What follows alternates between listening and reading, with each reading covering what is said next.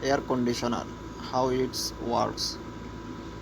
As with all air conditioning systems, the principle remains the same, whereby the heat is removed from one area and replaced with chilled dry air, and the hot air is expelled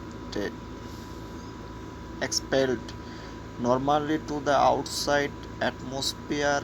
As you can see from this typical example of a air conditioning system, the ambient air is drawn by the condenser that can best described as a radiator, as seen on motor vehicles, but instead of water running through the system, it contains a refrigerant gas.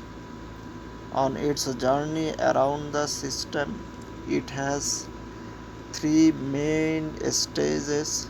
The evaporator contains the subcooled refrigerator, and air blows through its vents to release the chilled dry area into the room. The condenser contains the high temperature gas that once again air is blown through the vents, collecting the heat as it passes through, and this is then expelled outside. Basic operations. An air conditioner is able to cool a building because it removes heat from the indoor and transfers it outdoors. A chemical refrigerant in the system absorbs the unwanted heat and pumps it through a system of piping to the outside coil. The fan located in the outside unit blows outside air over the hot coil, transferring heat from the refrigerant to the outdoor air. Most air conditioning systems have five mechanical components: a compressor, a condenser, an evaporator coil, blower, a chemical refrigerant. Most central air conditioning units operate by means of a split system. That is, they consist of a hot side or the condensing unit, including the condensing coil, the compressor, and the fan, which is situated outside your home, and a cold side that is located inside your home. The cold side consists of an expansion valve and a cold coil, and it is usual part of your furnace or some type of air handler. The furnace blows air through an evaporator coil, which cools the air. Then this cool air is routed throughout your home by means of a series of air ducts.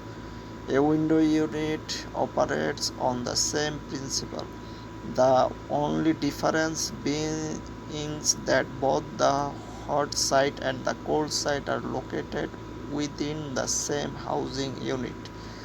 The compressor, which is controlled by the thermostat, is the heart of the system.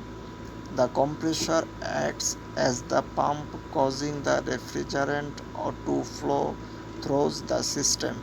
Its job is to draw in a low pressure, low temperature refrigerant in a gaseous state, and by compressing this gas, raise and pressure and temperature of the pressure and temperature of the refrigerant. This high pressure, high temperature gas then flows to the condenser coil.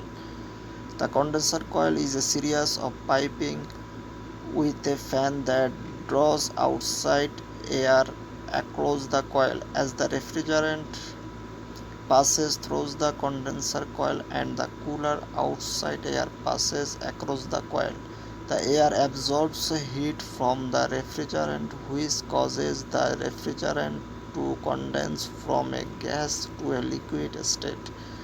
The high pressure, high temperature liquid then reaches the expansion bulb. The evaporator coil is a series of piping connected to a furnace or air handler that blows indoor air across it, causing the coil to absorb heat from the air. The cooled air is then delivered to the house through ducting. The refrigerant then flows back to the compressor where the cycle starts over again. Air conditioner filters. The most important maintenance tasks that will ensure the efficiency of your air conditioner is to routinely replace or clean its filters. Clogged, dirty filters block normal airflow and reduce a system's efficiency significantly. With normal airflow, obstructed air that passes the filter may carry dirty directly into the evaporator coil and impair the coil's heat absorbing capacity. Filters are located somewhere along the return duct's length. Common filter locations are in walls, ceilings, furnace, or in the air conditioner itself.